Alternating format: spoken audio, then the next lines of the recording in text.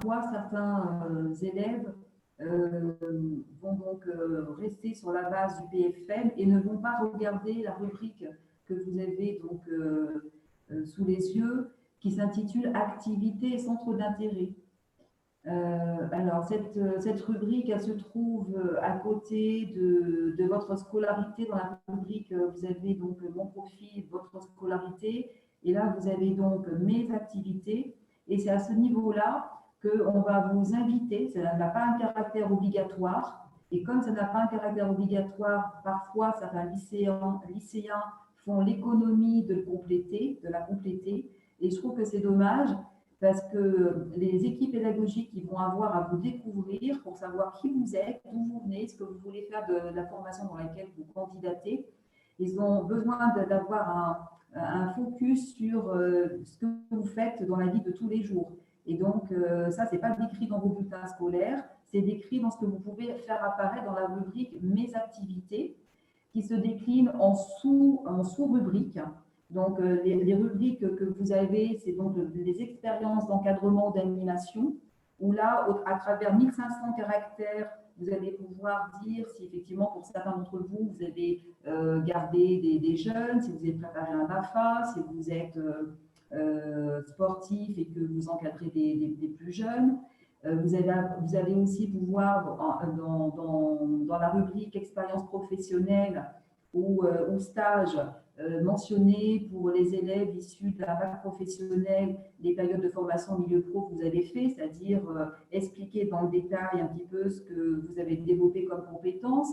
Et pour ceux qui sont issus d'un bac général, d'un bac technologique, vous avez parfois des expériences professionnelles à travers des stages. On a vu tout à l'heure l'exemple du PFM, du jeune qui voulait entrer en licence TAPS, qui revenait, non pas licence TAPS, pardon, sur l'école d'architecture, le jeune qui revenait sur son stage de troisième effectué dans une école d'architecture ou quelque chose comme ça. Donc, ça veut dire que parfois, même les stages qui ont du sens dans la formation que vous voulez faire, que vous envisagez, si ces stages, ces expériences émanent de 2, 3, 4, 5 ans, ce n'est pas bien grave. L'idée étant de vous faire apprécier dans ce que vous êtes et qui est un fil conducteur par rapport à ce que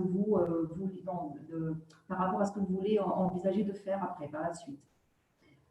Tout ce qui est de l'ordre des pratiques sportives et culturelles. Alors, pratiques sportives, tout le monde ne fait pas de sport, mais pour ceux qui ne font pas de sport, tous les cas, on a des jeunes qui pratiquent de la musique, qui font du théâtre, etc. Donc là, c'est le moyen aussi de décrire ce que vous pouvez faire. Certains vont au musée, vont au théâtre. En tous les cas, voilà. L'idée, c'est de vous faire comprendre aussi sous ce volet-là. Et puis, on terminera avec l'engagement citoyen et bénévole. Donc là, c'est pareil, on a des jeunes qui parfois vont dans des associations type Resto du Cœur ou autres. Et donc là, c'est le moyen de se faire connaître aussi sous cet aspect-là. On a aussi des jeunes qui sont délégués. C'est le moyen aussi de faire connaître que vous êtes délégué. Ça suppose quand même un engagement par rapport à l'ensemble de la classe et par rapport à ce que vous pouvez initier vis-à-vis de chacun des élèves qui sont dans votre classe. L'idée étant de vraiment compléter au mieux ce qui vous caractérise pour faire en sorte que l'équipe qui lira ces différentes rubriques puisse mieux vous découvrir à travers ce que vous êtes réellement dans le sens scolaire et extrascolaire. Cette rubrique activité, vous la complétez une seule fois en fait. Autant les PFM, il faudra faire un PFM pour chacun des vœux ou sous-vœux que vous allez formuler sur Parcoursup.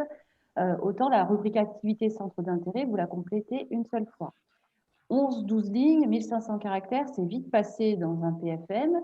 Il y a des éléments que vous auriez aimé ajouter et vous n'avez pas la place et qui vous paraissent moins prioritaires.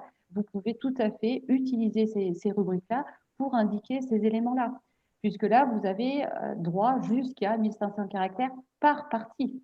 Donc, ça vous laisse quand même l'occasion de bien les décrire et de les formuler. Même si vous avez des vœux qui sont très différents, ne cherchez pas à faire forcément du lien, vous, tout de suite, avec la rubrique activité et les différents vœux que vous formulez.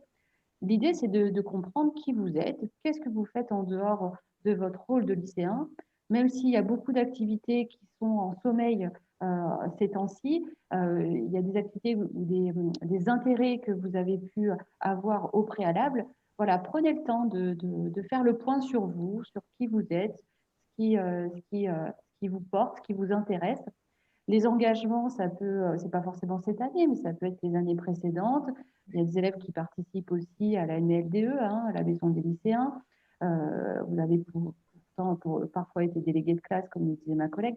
Enfin, essayez de faire un petit peu le point sur vous pour repérer tout ce que vous avez pu faire dans votre parcours de vie jusqu'à présent qui peut être répertorié dans cette rubrique activité. L'essentiel étant que parfois, selon les formations, on ne va pas vous demander de CV. Donc, le CV, quand il n'est pas demandé, vous n'allez pas pouvoir fournir. Et donc, l'idée de compléter cette partie activité centre d'intérêt, comme vous le disait ma collègue, c'est une seule fois, c'est fait en une seule fois, ce n'est pas pour chaque formation. Donc, le fait d'y réfléchir, c'est effectivement de vous faire mieux connaître. C'est un moyen de mieux se faire connaître, de mieux savoir parler de soi. Voilà, je ne sais pas si tu as quelque chose à rajouter. Non, voilà, vous avez à l'écran une capture d'écran de ce que vous trouvez quand vous faites votre dossier Parcoursup. Donc, la rubrique Mes activités, elle est entre ma scolarité et mes vœux. Et puis, vous pouvez la compléter à n'importe quel moment de la procédure. Mais par contre, il faut le faire avant le 8 avril, là aussi, pour qu'elle puisse être prise en compte dans l'étude des vœux. Si, je vais quand même compléter sur cette rubrique-là. Quand vous allez consulter la fiche de la formation que vous visez, on a beaucoup parlé des attendus, des compétences attendues dans la formation, mais quand vous continuez à dérouler cette fiche, vous aurez une autre rubrique il s'agit de la commission d'examen des vœux. Et là, on vous précise qu'est-ce qui est pris en compte par l'établissement pour l'étude de votre candidature. Alors, bien souvent, il y a les résultats, première, terminale, certaines matières qui sont plus avantagées que d'autres. Et puis, il y a d'autres sous-rubriques, les savoir-être, les qualités personnelles, la motivation du jeune. Et sur cette rubrique-là, en rouge, c'est indiqué si c'est essentiel, complémentaire, très important.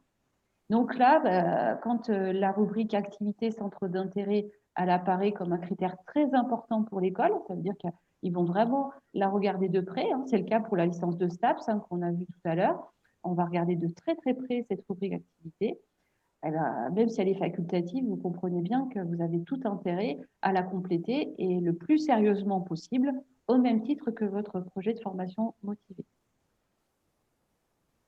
Alors la dernière, tu voulais dire autre chose, Florence? Non, moi, voilà, ce qu'il faut retenir, c'est que ça va quand même demander du temps, cette rédaction. Le PFM demande du temps, les différentes parties concernant mes activités demandent encore du temps. Les vacances arrivent. Je pense qu'il faut vraiment que vous preniez ce temps dévolu à cette rédaction, en étant supervisé ensuite par les conseillers, votre famille, vos parents, les adultes autour de vous, vos professeurs. Parce que même si elle demande du temps, c'est le moyen de mieux vous faire apprécier. De vous démarquer. L'effort de compléter cette rubrique qui n'est pas complétée par tous les lycéens.